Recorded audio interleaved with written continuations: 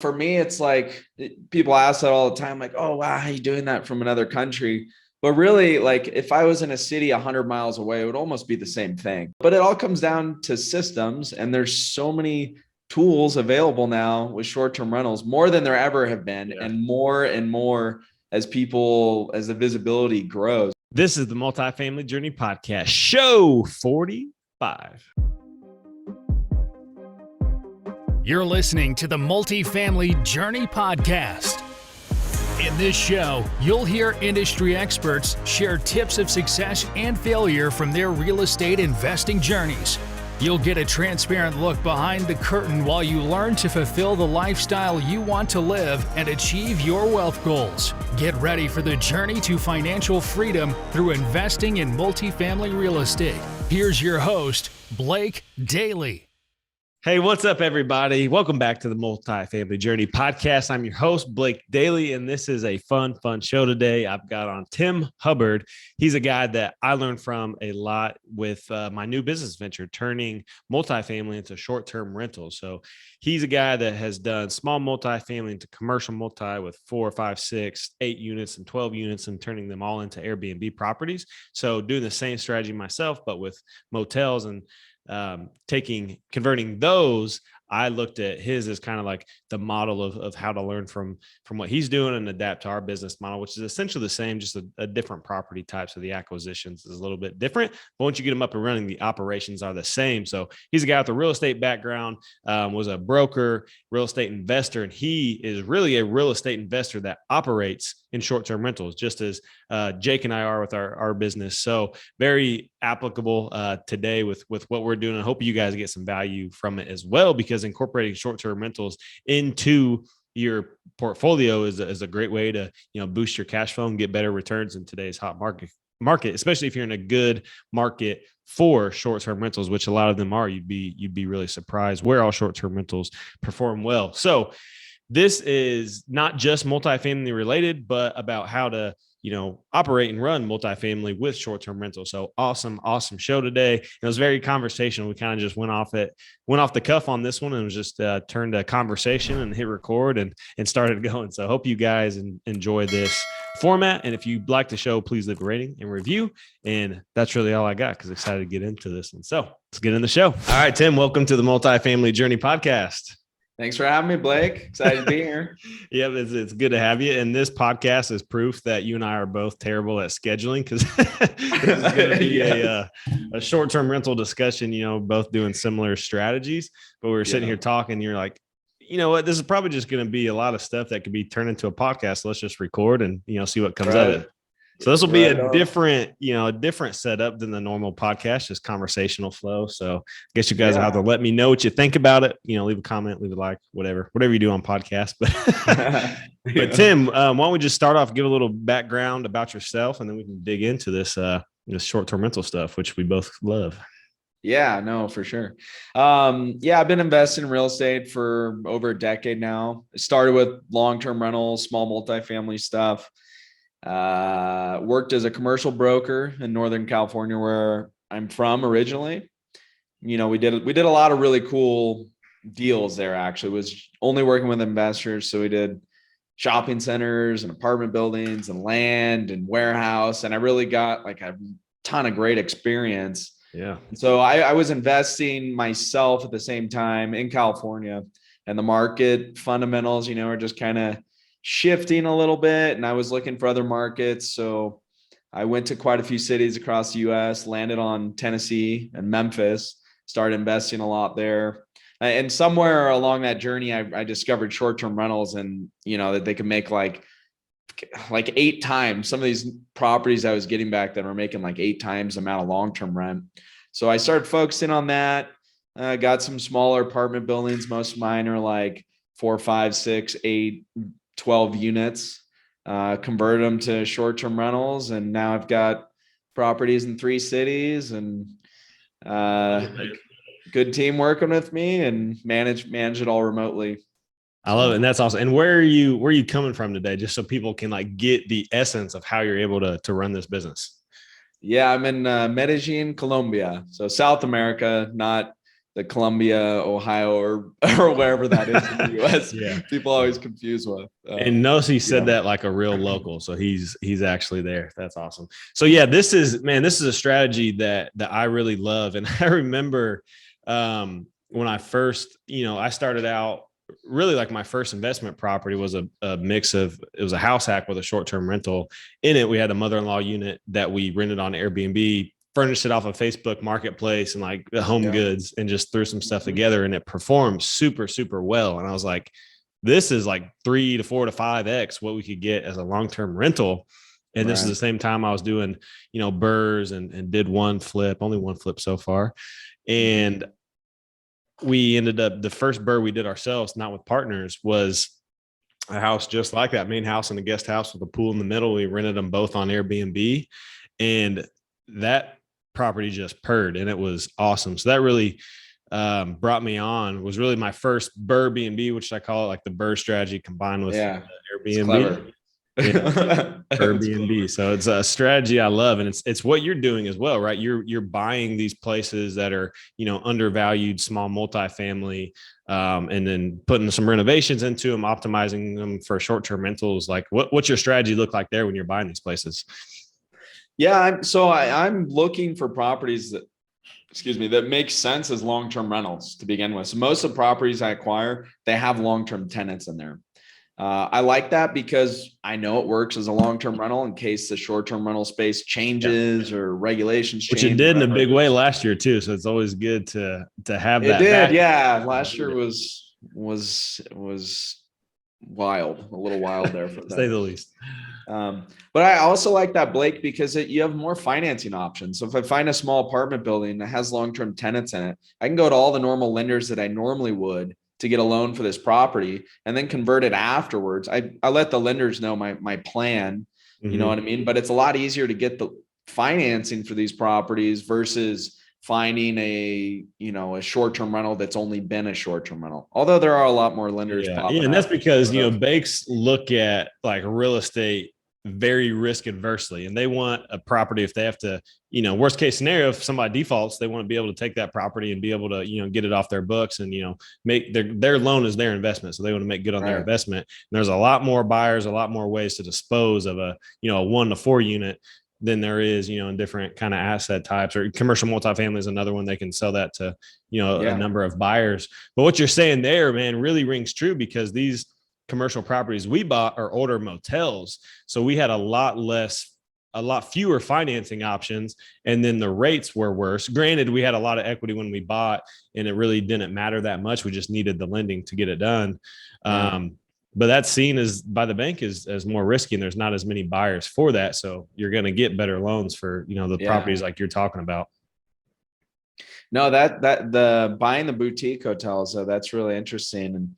And it seems like there's a lot of opportunity in that space too, because of COVID, right? A lot of these hotels. Yeah, that's exactly why we pivoted. Got crushed. Yeah, no, that's an interesting space for sure. Yep. And all of ours were mom and pop ran, owner operator, and all of them actually lived in the property as a primary residence. Only one used the property as long-term rentals, and that was actually the one that was best taken care of. That's the one in South Lake Tahoe, which is a really awesome property and a freaking amazing location. But yeah, South Lake Tahoe. Yeah, no, I'm from Sacramento. I used to go snowboarding in Tahoe all the time. Yeah, I can't wait. We're going to snowboard and ski at Heavenly for the first time this winter. Do our company, yearly vision trip out there in early January. So we're planning it now. So looking forward to it. That's where my partner lives, is just outside Sacramento and Dixon. So he's nearby. In Dixon, yeah, I know where that is. Yeah. Yep, Cowtown. Yeah.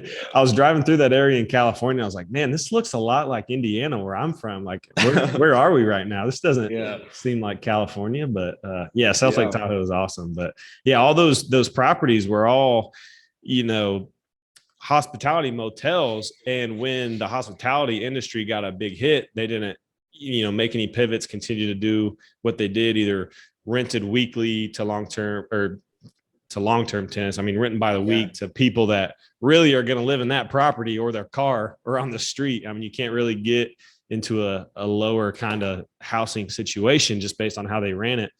And there's a lot of opportunity to come in and rehab those things and bring in this, I don't know what you want to call it, new age model or whatever Airbnb has created in the marketplace.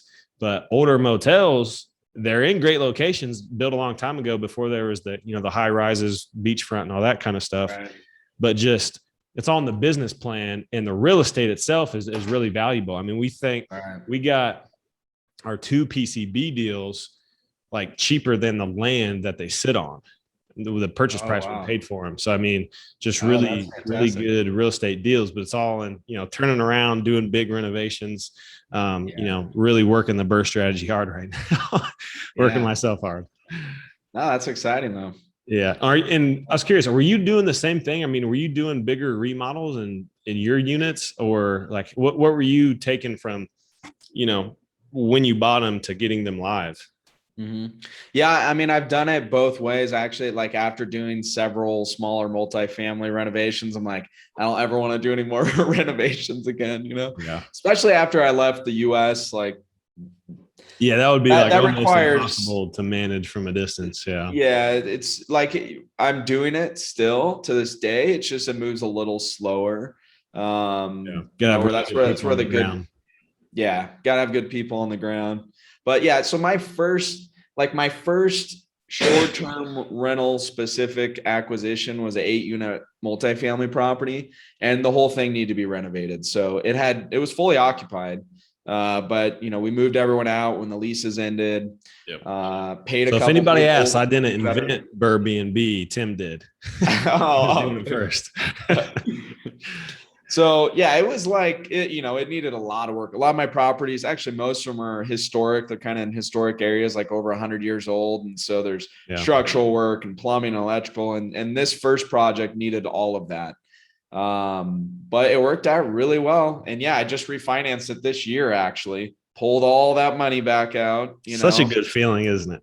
Oh, it's so good. Now I have a free, air quotes, property that has 8 short-term rentals in it and is just netting a lot, Yeah. And that's, man, I love that too, because that's what I'm right in the middle of an 8-unit in Fort Walton Beach doing the same thing. I mean, it's almost apples to apples. I think mine's probably like 20 years newer, but it's still 80 years old. You know what I mean? Yeah. And it's a full gut remodel. And it's really, I don't know about your situation and, the zoning laws and the building department and all that, but this one's really a redevelopment. We're not remodeling it. We're like bringing everything up to, new commercial code. And we had to get engineering drawings and architect drawings and new parking plans. I mean, sprinkler system and everything to bring it up to commercial code. I mean, it's a big deal that's kicked me in the butt a couple of times. Yeah. But man, like I'm looking at, the back end and the equity is absolutely there. So like, that's the one thing that's keeping me kind of sane, being as far over budget and past the timeline as I am right now. Cause I saw a 6-unit come up on the market for like, 1.4 million. And I was projecting like a $900,000 exit, and I've got 2 more units. And this one was an Airbnb. This was like, my perfect comp in that market. It's like a mile away. I was like, I think we'll be all right. Yeah. And it'll cash flow like a freaking cow, I guess. However, that's the cash flow is just insane, isn't it? I mean, and that's why we're seeing venture capital and stuff come into the space now. Like, especially now that Airbnb's public, like it's asserted itself, in the marketplace and the real estate, niche and just the economy in general. So yeah, I mean, it's getting there too. And what I love about your position in this market, and Grant, I'll put it out there. I've learned a lot from you. When I started back on this 8-unit, went into is Midtown Stays or Rest Methods, like the educational one? Yeah. Rest Methods. Rest Methods. Yeah. So Tim teaches his strategy and awesome content, awesome stuff. Actually give it to I think when I bought it was a virtual, so it's downloads, and I had my managers listen to this stuff because it was that good. Oh, cool.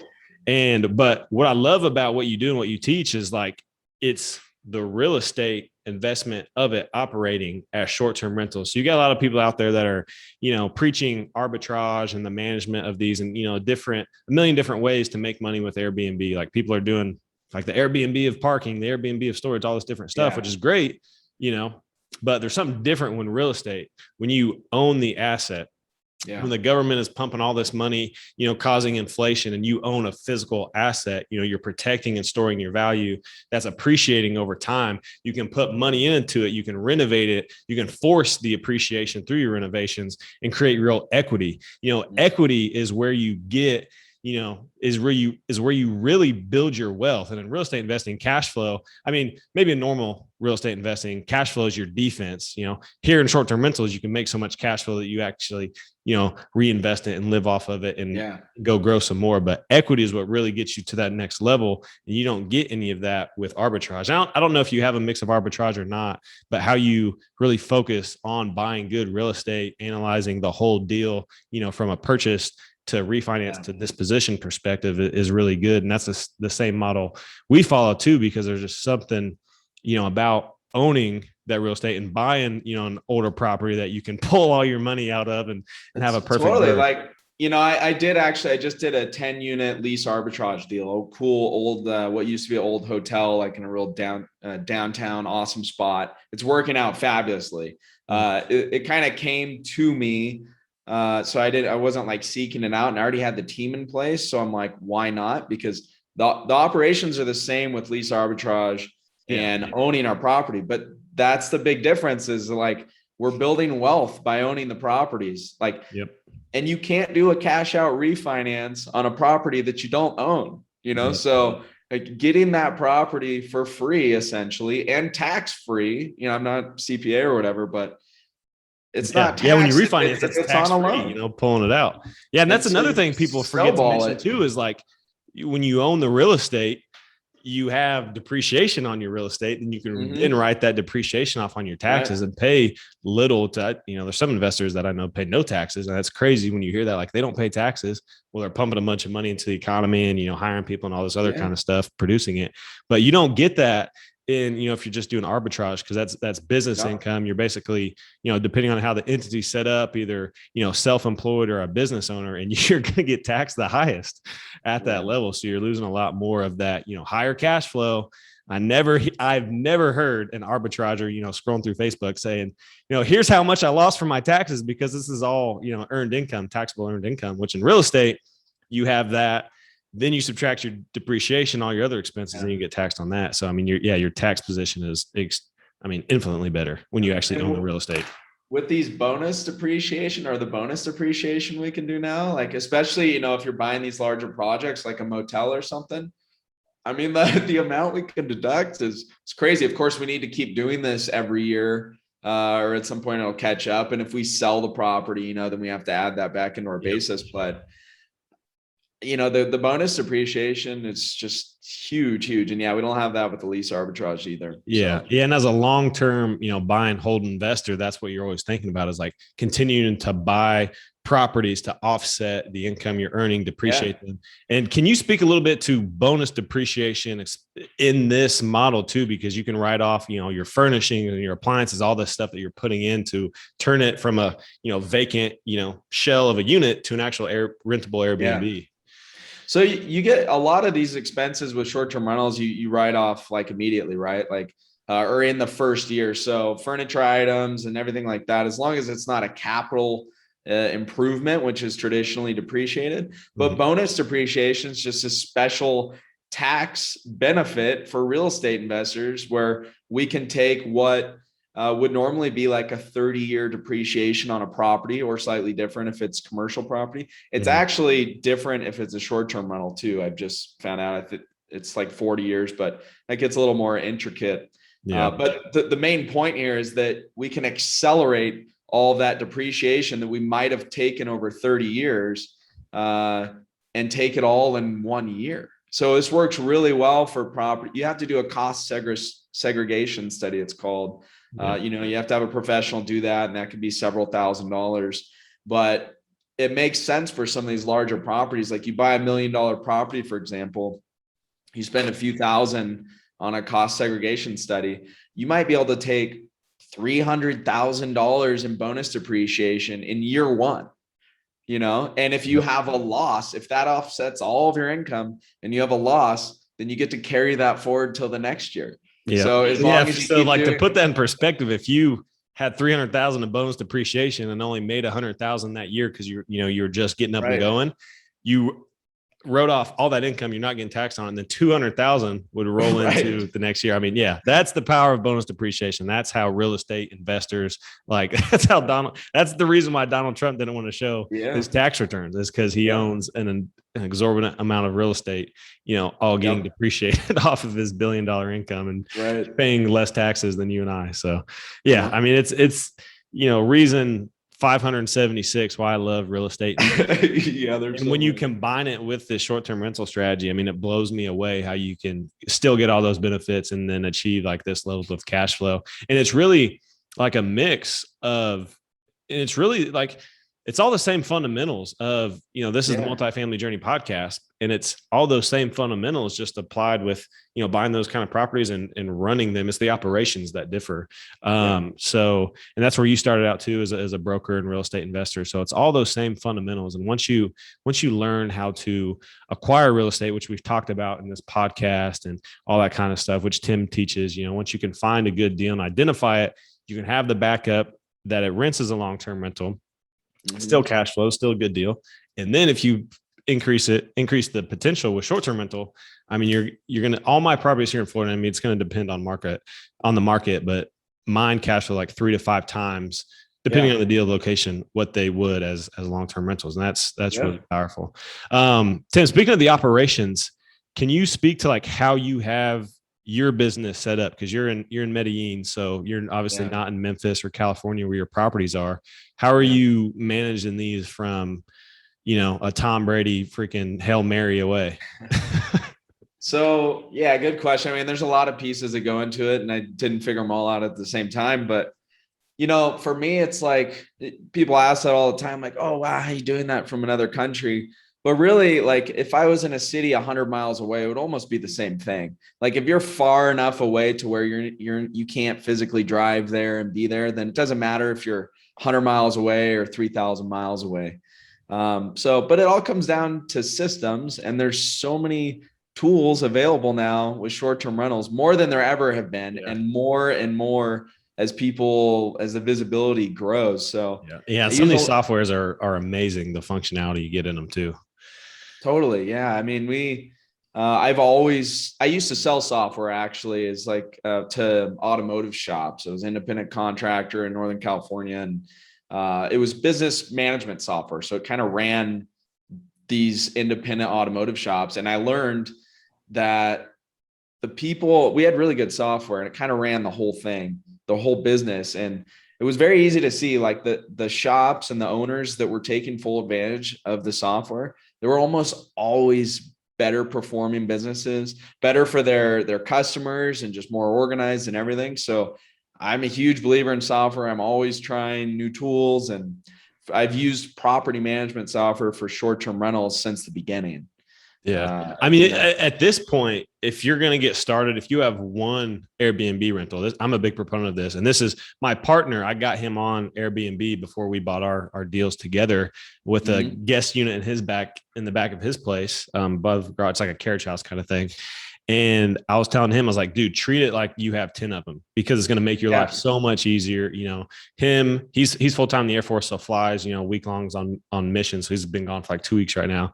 And his fiance works full-time too. And I was like, treat it like you have 10 of them or something. And like you're saying, like 100 miles away. So like get the pricing tool, get the property management software, whatever you use for guest automation. So what are your like, maybe 1 or 2 or maybe 3 like most important softwares that you're using right now?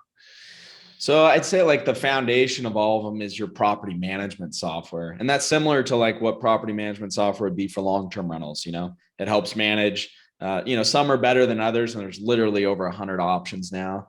Or more, who knows, but I use HostAway now. So that helps me manage all the listings, and it combines all the guest messaging. So it goes into one spot instead of multiple places like Airbnb or VRBO or anything like that. So it does that. That's the huge piece, but it also combines calendars. so that if you are listed on multiple, so it's like a channel manager and property management system combined. Yep, that's what we use Your Porter, and I'm Yep, I'm a big fan of Your Porter. It's the same thing. Curious. I remember listening to one of the podcasts, because I love your podcast, by the way, because it's like short enough and tangible and just like, straight bombs every episode. So if you guys haven't heard Short-Term Rental Riches, go listen to, and you're interested in short-term rentals, Tim's is like a must listen. But you were running on Guesty, right? Which is which is a good software, but they charge like percentage wise, which if you're doing, at this level that you and I are that you're at, that I'm kind of getting to, is, I mean, it's a big chunk of it adds up. I switched from Guesty, and I would agree. I would say they're probably the best software on the market, or one of them, top 3 anyways. They just bought my VR, which was also and they just bought Your Porter too, which I was really, oh my God. Like, I don't want to pay, I don't want to transition into a percentage model, but so far I think they just, as much as I can see from like my view of it, I feel like they just like wanted to have more market share and more like revenue flowing to them. And they haven't, what I've seen so far, I haven't seen any tweaks with the Your Porter software that's changed it since we started using it in June. So knock on wood, it stays the same, because I really like it. It's like $7 or $9 per listing. And then it like gets cheaper the more listings you add on, which are how a lot of these softwares work. They they are really good software, and they're backed by venture capital, so they've gotten a lot of investment. I use them like since the very beginning. And I've been to Israel where they're at, went to a conference with them, and and I love their software. It's just that their model for pricing, I'm saving like tens of thousands now a year. And for the benefit, that's huge. Yeah, that's money that can grow into your business. And that's the same. Yeah. And before I say this, like you within Rest Methods or like self-managed essentially, right? You have like in-house management, and it's the same thing there, right? If you're paying somebody else, you're paying 20 to 25%, which could be in the hundreds of thousands, multiple hundreds of thousands at that level when you have that many listings doing that much. And it's like, if you self-manage yourself, it could be a fraction of that amount. Yeah. And that's money you can funnel back into your business, or if, it's just you can, take more vacations, maybe buy a yacht, whatever it is. You're talking a lot of money when you have the scale to bring this stuff in house and not do like the percentage of your business kind of model. Yeah. I would say, I love Guesty's software, and they really helped me scale because they have a messaging service, and that's what I paid for. So like since the beginning, I really haven't been doing messaging, but it got to a point where it just made sense to hire my own in-house team. So now I have way more control, saving money, and the support with our guests and everything's just way better too. And that's the other thing I really like about it too, is by having, everything in-house under your own management team, you can create your own quality control standards, because how you had it, like that's Guesty's employee. If they mess up, like it's that feedback loop is reduced because it's got to go through Guesty to fix them, to fix your stuff. And with you can just like give that direct feedback and be as hands off, or put in the systems and everything. I know you're a big systems guy, so you have to be in this business and really in real estate in general. So I mean, that's good stuff. And what does your on the ground team look like? In each location, I'm sure it might, vary a little bit, but we talked about the software. What is your people side of managing all of this? Yeah. So on the ground, our team is our housekeeping and our maintenance, right? And our housekeeping, if we're just getting started with a few units, for example, our housekeeper can do a lot of the management as well. We can put their number in our listings for guest questions and stuff. So that's what a lot of times I'll recommend, that if someone's just getting started, to really like empower your housekeeper or someone there locally to help with some of these other things. But those are the two essential pieces. And so I've got my own team hired, I do have, depending, in places where I have fewer properties, I'll hire like a professional housekeeping company where they've got a whole bunch of staff. It also provides backups, so if someone gets sick, like they've got someone else to go in there, and which also provides a little bit less for you to manage. Totally. work on the business, the big points of the guests and everything like that. So that's definitely a perk there too. Do you have any managers in each location, or like any kind of property managers or location managers or anything like that? Or does that all funnel to you? No, I do. So in Memphis is where I have most of my properties, and I have a manager there, operations. I also have an operation manager that's virtual. So there's a couple layers now between me and guests. And then our own, because it really allows you to think big picture. And if we're in the day-to-day stuff, it's just so much harder to grow and scale. And it's like when I am in the US and I go, visit the properties, I swear it's like all of this work just comes out of nowhere. It's like I'm there. And so questions come out everywhere. But when I'm here, like 1,000 miles away. Yeah. It's like your presence like is felt and sensed by just like the real estate devils or, the opposite of the real estate gods. And I made this Instagram post not long ago. It's like, probably different people put this different ways, and maybe somebody put it this exact same way. I've never seen it. That I was like I called it the 1,000-mile rule. Like treat all your properties like they're 1,000 miles away, right? Like you can't visit them, you can't go there. You have to set up the systems and the operation for that thing to run on its own. Empower the people you have on the ground to do their job, but that's on you to teach them what they need to know and train them, which is, where most of my time is spent right now, managing my team, helping them. Cause that's what we have as well. We have cleaners, and we haven't done cleaning services yet, because we wanted more of that quality control. And then we have maintenance as well. And then we have our property manager, which in Panama City, we have a 15 and an 18 unit. So we'll probably have more of like a part-time manager for both of those, because they're, larger operations in one location, and then have a location manager over that. So that gives kind of two layers of, people who are focused on the operations, guest management, all that kind of stuff. And then it gets to me. So that kind of gives us, it's a taller structure for sure, but it's what I found. Maybe there's a different way. We talked about joining the STR Legends Mastermind to get around more of those people who are doing stuff like this, and learning better ways. But that's just how we've kind of set it up to be right now, so that we have enough coverage to, at any given time we could have 60 plus guests. So that's kind of that's a big task once all these units are up and running. For sure. Love how you have it set up, and that's really the way you can get started. Is you need a cleaner and you need a maintenance guy for what happens. And other than that, you just need the property to roll. And, then you get into hiring VAs, if not yourself, doing it yourself, to message guests and, control the listings and all that kind of stuff. So there are inherent systems, and all this new software definitely helps you. And still navigating it myself, trying to find our exact way, but we're getting there slowly. But Tim, I know we got to start wrapping up here. They're knocking at the door. Ringing my doorbell right now. Right, we're going to have to skip the Fortune 5 for this episode.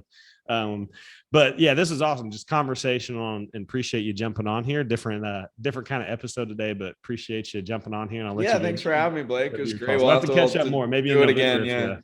Get back into the STR masterminds, but go do some salsa. Thanks, man. All right. See you. All right. Take care.